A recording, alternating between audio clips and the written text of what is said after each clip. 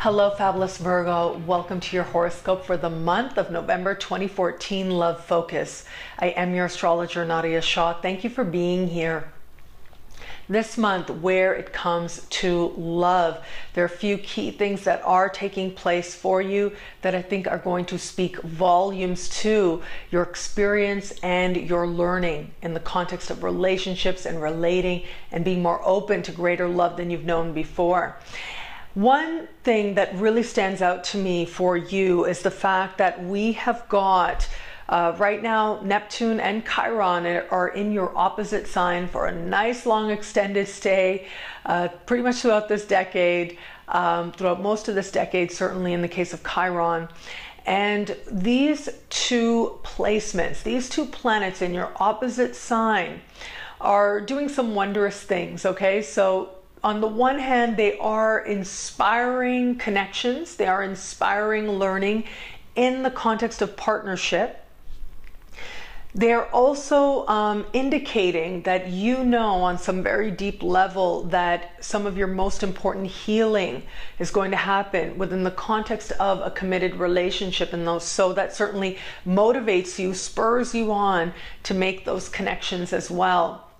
The other thing that these two placements do suggest in your opposite sign is that the terrain is not always clear. Certainly that is the case with Neptune. Where Neptune is, it doesn't always feel very clear. It doesn't always feel very clear cut. And where Chiron is, it doesn't always feel smooth. In fact, sometimes it can feel that you're asked to be exceedingly vulnerable in a way that you never knew yourself to be before. And yet, ultimately, this is the pathway towards that sense of ideal love and towards that sense of personal wholeness that ultimately we all are on, that journey we all are on a level deep within our spirit. So this month we have Neptune, Chiron, continuing through your opposite sign, going direct, standing still in the sky, and then moving forward after being retrograde for the last few months.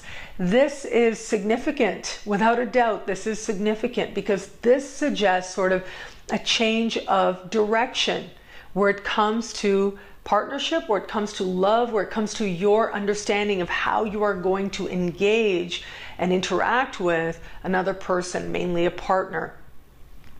What we also have happening this month is another part of the sky that has to do with love, it has to do with romance, it has to do with the feelings that love can bring, the feelings of joy, of feeling swept away, of feeling that your life is made richer as a result of having somebody else there, enjoying the company of another.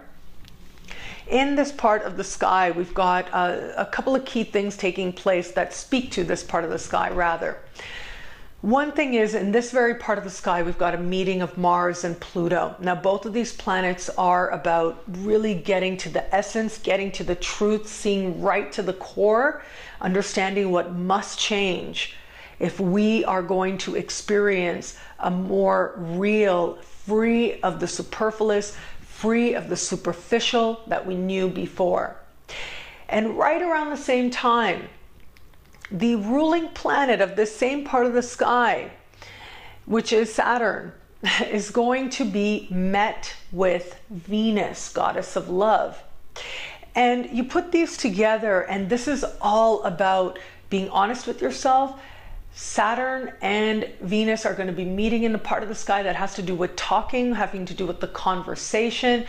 So just as it sounds, a conversation leads to deep honesty, accepting the reality of the situation, and knowing that you can't go back to ignorance. You can't go back to the way that things were before. Now you've got to move forward. You've got to move forward with clarity.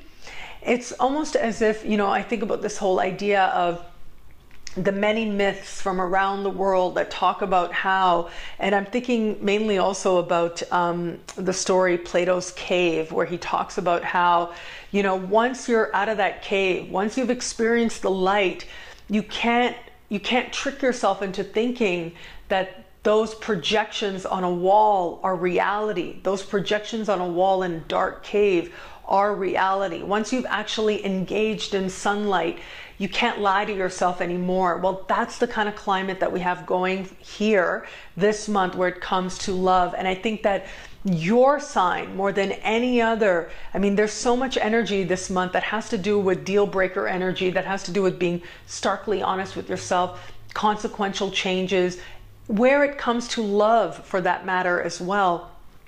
And I do think that yours is the sign that is going to experience this in the context of love, in the context of partnership more than any other. It really is a very important month where it comes to love for you.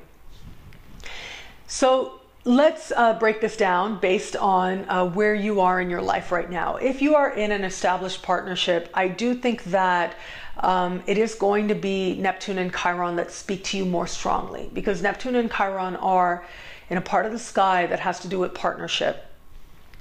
So given that these placements are in a part of the sky that has to do with your one-on-one connection, those committed bonds that you have, this is, in a sense, this is lights coming on, but more than that, this is, more accurately, this is the haze clearing. This is you getting a clearer picture. This is you being honest with yourself, in some cases very deeply honest with yourself about the reality of what is happening within your partnership, where it is that maybe you've been getting carried away, where it is maybe that your expectations haven't been reasonable, where it is maybe that you haven't wanted to see what's been staring you in the face. And also where it is ultimately that you feel most vulnerable, and now you can give yourself that sense of security that you are most desiring from a partner, and thereby more likely to experience it from your partner as well. And so all of these issues are very likely to be highlighted now. Really, when I think about Neptune, especially Neptune standing still and going direct, it really depends on how much you've been deluding yourself. That is going to speak to how stark that awakening may feel for you. So if you have really been not wanting to listen in, if you know that something's been coming for a while, if you know that you haven't been wanting to examine the whole stark reality of your situation, but there have been things that have been troubling you for a while, this is the time when you get honest with yourself. And that's huge. This is a time when the truth becomes undeniable and ultimately is meant to liberate you, in the sense that the higher lesson here is for you to see that the truth is more beautiful than any fantasy you could conjure, any image that you may have, any kind of picturesque thing that you may have in your mind. Ultimately is not nearly as important, not nearly as meaningful as the nitty-gritty reality would be. That there's a certain beauty and a certain strength in a love that is based on seeing the other person for who they actually are, and not who it is that you wish for them to be. For those of you who sort of have somebody in your sphere, I do think that it really is going to be Mars and Pluto that are going to speak so strongly to you. And so I do think that this is very much going to be sort of a truth moment for you, speaking very strongly. Yes, Venus and Saturn, as I spoke about just a few moments ago, are also going to speak to you as well, but I do really think that it's going to be this meeting of Mars and Pluto in the middle of the month that really is going to be a turning point for you, where you say to yourself, okay, what am I really feeling here? What are we really doing here? What is it that I really want? Who am I really with? And it isn't so much that you're with this person. As I said, this isn't if you're in a situation where it's not a committed partnership, but rather you're dating somebody, or you're interested in somebody, you just met somebody and thinking about getting to know them better. This is you getting, a real moment of truth. And this is you sort of, this is really, as I see this configuration, it is you being presented with the red pill or the blue pill, and having this person lay themselves very bare. I do just want to sort of caution one thing, and this is coming to mind really strongly, because it might actually be you that ends up being the one really laying bare and surprising yourself by doing so. And the advice that I would give you looking at this sky, and I think that if you are not the one doing this, then you may end up actually seeing this in another person as well. I'm very much of the belief that your partner or the person you're dating or the person you're getting to know is not your therapist. And if you want to really have a healthy relationship with a partner, or you want to build a healthy relationship with someone new, especially in the beginning, if you're building something with somebody new, you really want to take a pace. You really want to go slow. You don't want to get to that place where you start treating this like free therapy. Because that is one sure way to scare somebody off. And a lot of people out there have the experience of being scared off by somebody because they treated an early date as a therapy session.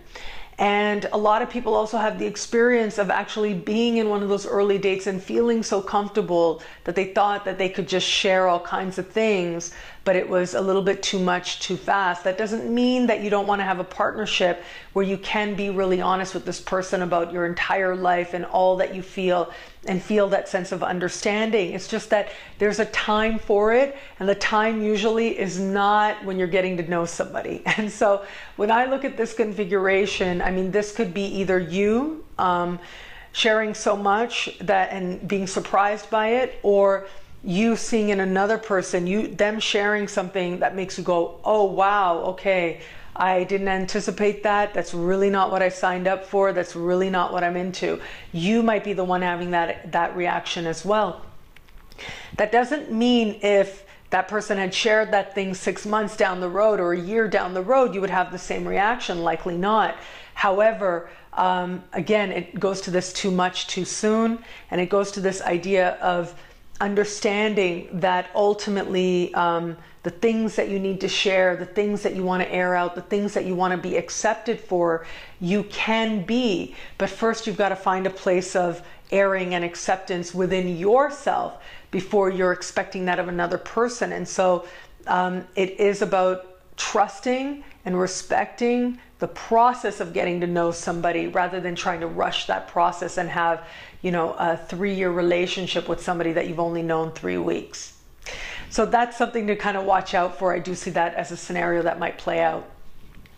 Those of you who are open to love, haven't met anyone just yet, this really, you know, I'm just going to put it out there, right? I'm just going to be very honest about this. This could really be having an attraction, a very, very strong attraction, being very strongly drawn to another person.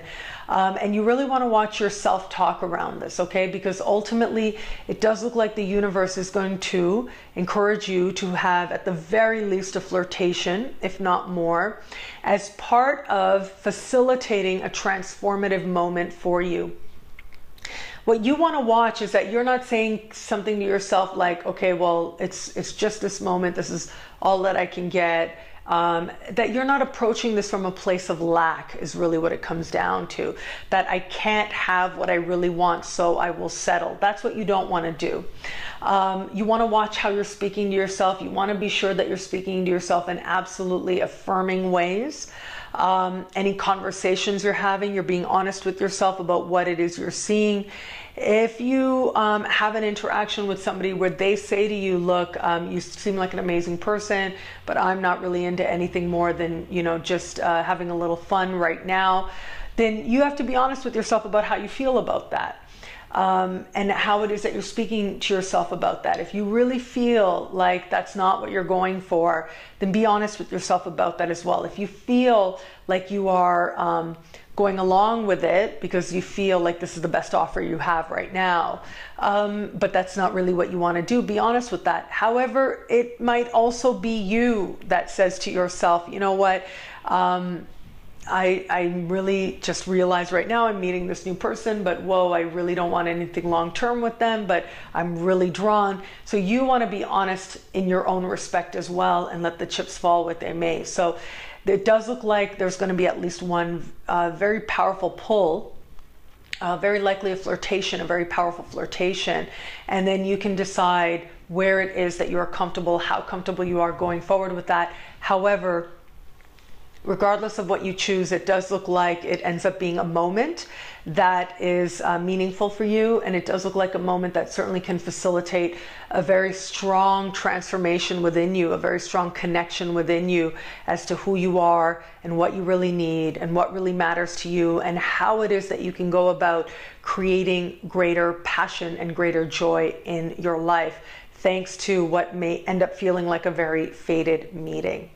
One thing is for sure, though, the universe really wants you to get very honest with yourself in the context of love, how you feel about where you are and who it is that you are with, where it is that you need to take greater ownership for your own learning, and where it is maybe that another person is putting too much of their learning on you.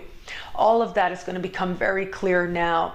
And as I said, there's a very strong energy here that says, be honest and see the beauty in that. And really, it is reality that is going to turn out to be the most beautiful thing that you ever could know.